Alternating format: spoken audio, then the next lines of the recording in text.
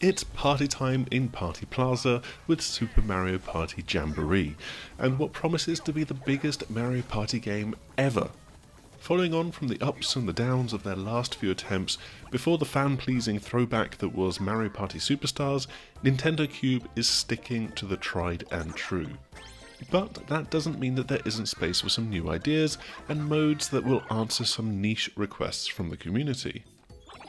So the basics of the Mario Party formula are here.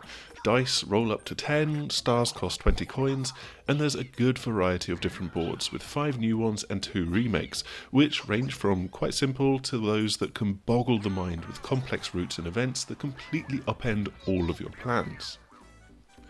Wiggler's Tree Party is a nice and simple beginner's board, leading pleasantly into the twinned routes and the karting theme of Roll 'em Raceway.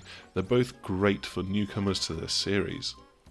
Things get much trickier though for Goomba Lagoon, which has got high and low tides that can very easily trap you into the corner of the map, just going around and round in a circle until the tides shift. And that is something that could be a real frustrating point on this map, to be honest. It's possibly the weakest element of this brand new selection of maps.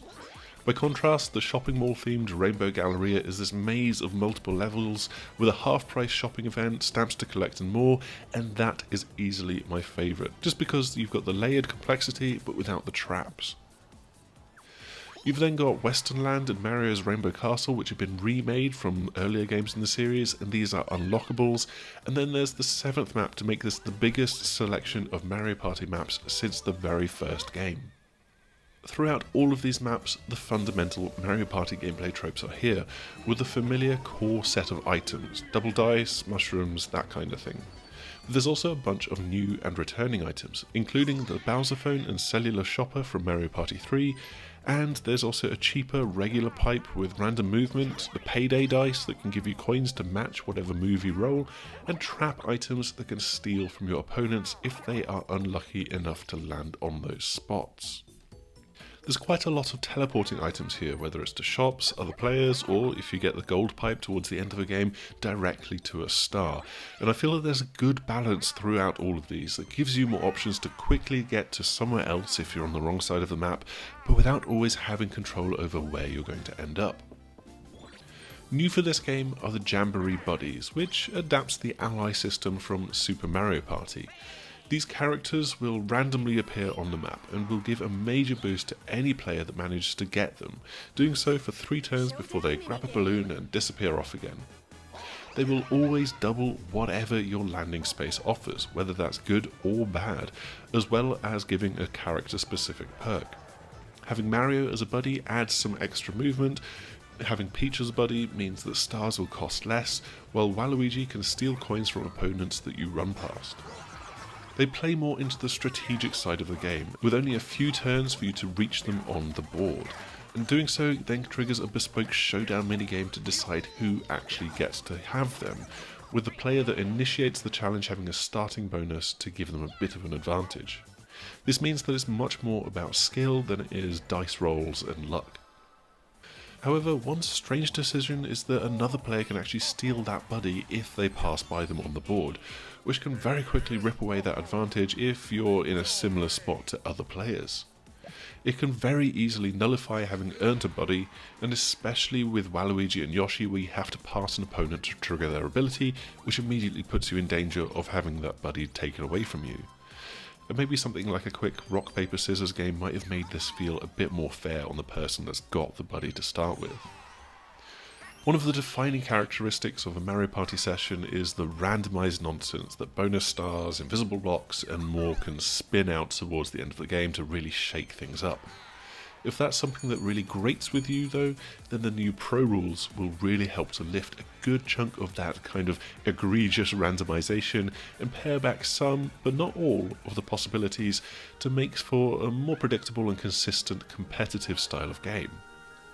You know what the bonus star is going to be far ahead of time, right from the very beginning of a game, and you've got special spaces that now have defined outcomes, shops that have got limited and specific items, and the potential star spaces are marked out so that you can plan ahead a little bit if you've got, for example, a chomp call in your back pocket.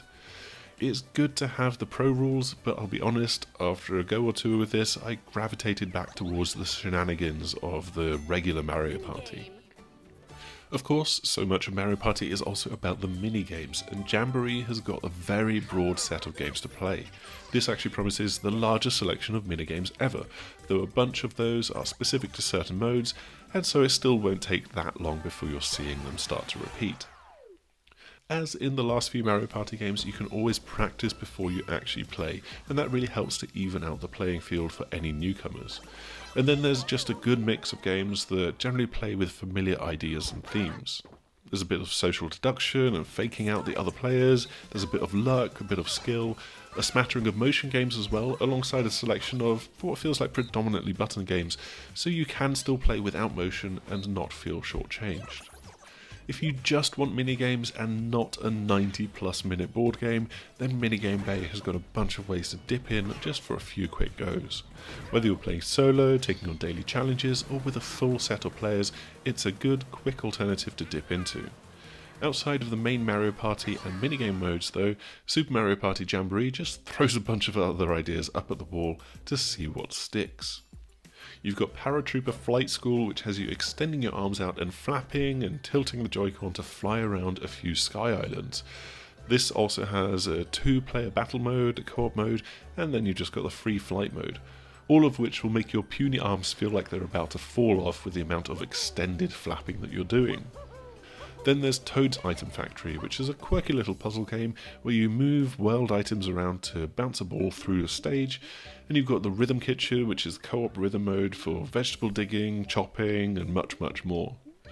They're all kind of just fine, playable with real people or AI, and they're little diversions from the endless tirade of board games and minigames that are elsewhere. Not essential, but a nice palate cleanser if you want to dip into them. More successful, I feel, though still not essential, is the Party Planner Trek.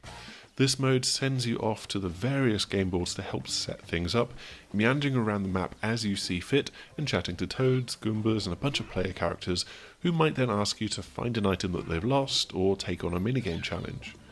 You're collecting mini stars throughout this, which builds up to a big event once you've got enough of them, before you can then visit the next stage and so on. It's a nice and fairly chilled out way to get the lay of the land and learn some of the minigames, and by its very nature that makes it much better suited to younger players, while old hands will probably just want to get their minigame time in with the main modes.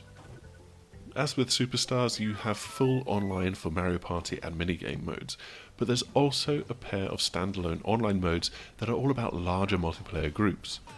Koopathlon is a big minigame race where up to 20 players will rush to collect coins as quickly as possible in individual games, each coin moving you around a track one space, and then with each fourth game being a 20-player Bowser survival minigame where you can end up losing places. Then there's the 8-player co-op Bowser Kaboom Squad with a kaiju-sized Bowser stomping around on a city map as you all race to collect bombs, bringing them back to a cannon and fire them at Bowser.